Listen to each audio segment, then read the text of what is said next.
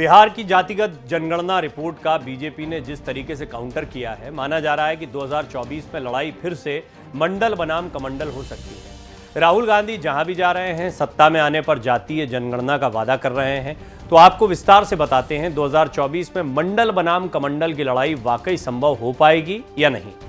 देश के 5 राज्यों में हो रहे विधानसभा चुनाव के माध्यम से अगले आम चुनाव की तैयारी शुरू हो चुकी है।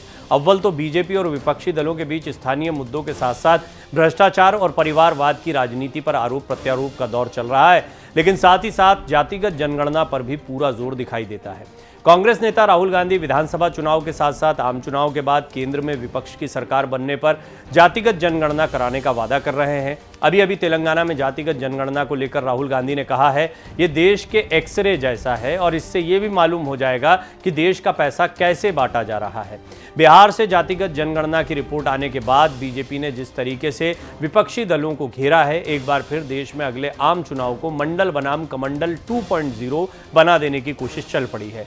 लेकिन क्या नए राजनीतिक माहौल में ऐसा मुमकिन हो सकेगा? 90 के दशक में भारतीय राजनीति ऐसे मोड़ पर पहुंच गई है जिसका असर लंबे समय तक बना रहा। एक तरफ मंडल कमीशन की रिपोर्ट लागू किए जाने के खिलाफ देश भर में छात्र आंदोलन चल रहा था, दूसरी तरफ अयोध्या आंदोलन के तहत राम मंदिर निर्माण के लिए बीजेपी नेता लालकृष्ण आडवाणी की रथ यात्रा समस्तीपुर में थी और आडवाणी की रथ यात्रा को रोक दिया गया था। दिल्ली में विश्वनाथ प्रताप सिंह की सरकार गिर गई, तब तक देश में गठबंधन की सरकारें बननी शुरू हो गई थी। सरकारें बनने और गिरने का सिलसिला भी चल पड़ा था। 1989 में आम चुनाव होने के 16 महीने बाद ही 9वीं लोकसभा भंग कर दी गई और 1991 में मध्यावधि चुनाव हुआ और उसी दौर को मंडल बनाम कमंडल के राजनीतिक संघर्ष के नाम से देखा जाता है, या उसके नाम से आप जानते हैं।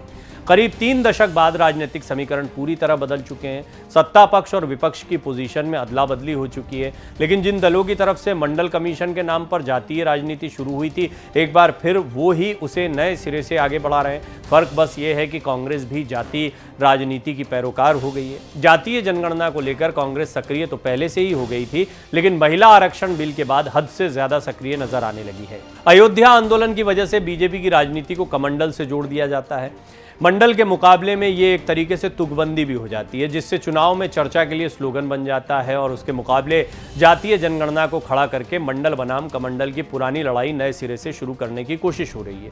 बिहार से आने वाले बीजेपी नेता सुशील मोदी कह रहे हैं, जिन्हें लगता है कि वो मंडल पार्ट 2 का माहौल बना देंगे। उन्हें यह भी मालूम होना चाहिए मौजूदा बीजेपी 1991 वाली पार्टी नहीं है। प्रधानमंत्री मोदी के ओबीसी समुदाय से आने का जिक्र कर सुशील मोदी कहते हैं कि बीजेपी ओबीसी की पसंदीदा पार्टी और बीजेपी में ओबीसी का प्रतिनिधित्व भी बड़ा है।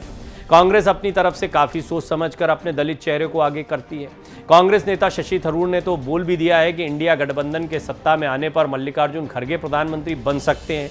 ध्यान देने वाली बात है कि मौजूदा जातीय राजनीति में मुद्दा दलित वोटर से कहीं ज्यादा पिछड़े और अति पिछड़े वर्ग की राजनीति को आगे किया जा रहा है। पिछड़े वर्ग की राजनीति का प्रतिनिधि चेहरा कौन है? विपक्षी खेमे में पिछड़े वर्ग से चेहरे तो कई हैं, लेकिन वो प्रधानमंत्री पद के दावेदार तो कहीं से नहीं लगते।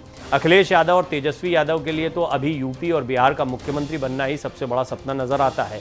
फिर बचते हैं नीतीश कुमार विपक्ष की तरफ से बड़ा चेहरा है, लेकिन जैसे ही वो राष्ट्रीय फलक पर थोड़ा सा भी उभरते दिखाई पड़ते हैं, ममता बनर्जी की ही तरह उनको भी किनारे लगाने की साजिशें शुरू हो जाती हैं। और जातीय राजनीति की इस लड़ाई में मुकाबला किससे है? बीजेपी के सबसे बड़े चेहरे प्रधानमंत्री नरेंद्र मोदी से। ये डबल इंजन क्या, ये तो बीजेपी के पास 2-in-1 पैकेज है। मोदी हिंदुत्व के साथ साथ ओबीसी का भी सबसे बड़ा चेहरा है। जातीय राजनीति की नई बयार बिहार से शुरू हुई है। बिहार में जातीय जनगणना के बाद उसकी रिपोर्ट आने के साथ ही जातीय राजनीति धीरे धीरे देश भर में जोर पकड़ने लगी है। जातिगत गणना के आंकड़े तो अभी आए हैं, लेकिन इसे मुद्दा बनाने के लिए बिहार में तैयारी पहले से चल रही है। बिहार में चलाई गई अंबेडकर परिचर्चा से लेकर कर्पूरी चर्चा तक इसी जातीय राजनीति का ये सब कुछ हिस्सा है। जितनी भी चर्चाएं हैं, बिहार में कर्पूरी चर्चा अभियान जेडीयू की तरफ से शुरू किया गया है। 6 अगस्त 2023 से शुरू हुए इस अभियान का 24 जनवरी 2024 को उनकी जयंती के मौके पर समापन होगा। तेलंगाना की रैली में कांग्रेस नेता राहुल गांधी ने भ्रष्टाचार से लेकर परिवारवाद तक की राजनीति की बहुत सारी बातें वो कही हैं, लेकिन देश में सबसे बड़ा मुद्दा जातीय जनगणना को बताते हैं। वैसे ये भी काफ़ी दिलचस्प है कि जब राहुल गांधी तेलंगाना पहुंचकर बीआरएस नेता केसीआर पर परिवारवाद की राजनीति के नाम पर घेर रहे हैं, तो राहुल गांधी समझाते हैं कि जातीय जनगणना एक्सरे की तरह, मतलब सब कुछ साफ साफ सामने आ जाएगा।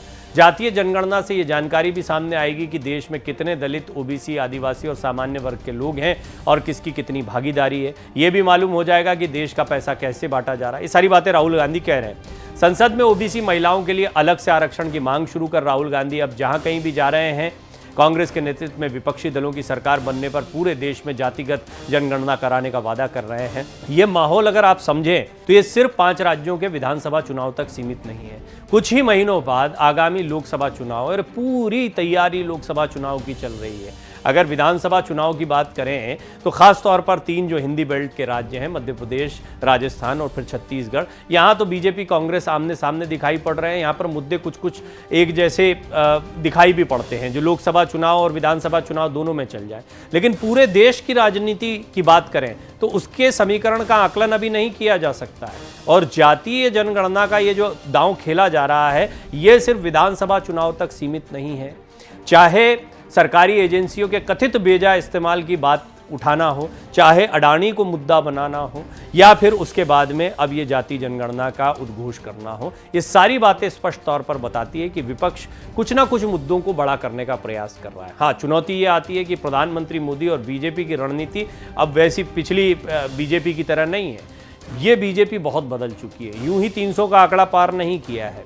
निश्चित तौर पर अब जो भी दांव चला जाता है, जैसे इंडिया अलायंस का दांव चला गया तो उसको इंडी कर दिया गया, बहुत तेजी से नैरेटिव बदला गया, भारत का प्रचलन बढ़ने लगा, इसका इस्तेमाल खूब होने लगा। तो आपने देखा कि बीजेपी भी बड़े तेजी से काउंटर कर रही है।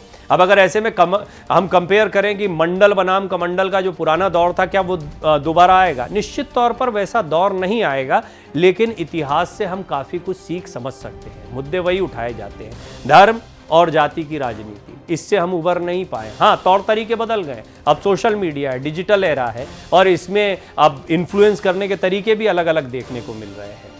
राहुल गांधी भी वैसे नहीं है जैसे पहले थे, कुछ समय पहले तक, खास तौर पर तब जब वो प्रधानमंत्री मोदी के सामने उतारे गए थे और फिर लगातार 2014 और 2019 की नाकामी को बहुत गंभीरता से लिया गया, एक तरीके से हाशिए पर चले गए थे। लेकिन भारत जोड़ो यात्रा के बाद से उनका भी उभार आया।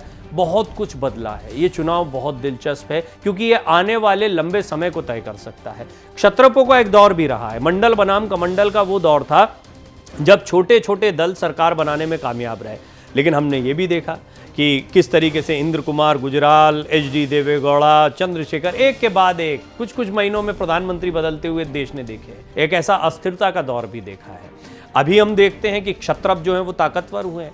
कांग्रेस के लिए ये इस तरह का मौका आया है जब उसे बहुत छोटे दल, और ख़ासतौर पर ऐसे दल जो उसी से निकलकर बने, तृणमूल कांग्रेस, NCP, सारे दल कभी कांग्रेस का हिस्सा थे, शरद पवार और ममता बनर्जी, आज अपनी सियासत कर रहे हैं और लीड करते दिखाई देते। आम आदमी पार्टी, जिन्होंने पूरी तरह से कांग्रेस को खत्म करने के लिए ही जैसे उसका जन्म हुआ, और जहां जहां कांग्रेस खत्म हुई वहां वहां आम आदमी पार्टी का प्रादुर्भाव हुआ है, उस आम आदमी पार्टी के साथ बैठना पड़ रहा है। तो देखिए आप समीकरण कितने बदले हैं। लेकिन फिर भी मुद्दे, अगर बेसिक मुद्दों की बात करें तो जाति और धर्म, यानी मंडल बनाम कमंडल 2.0।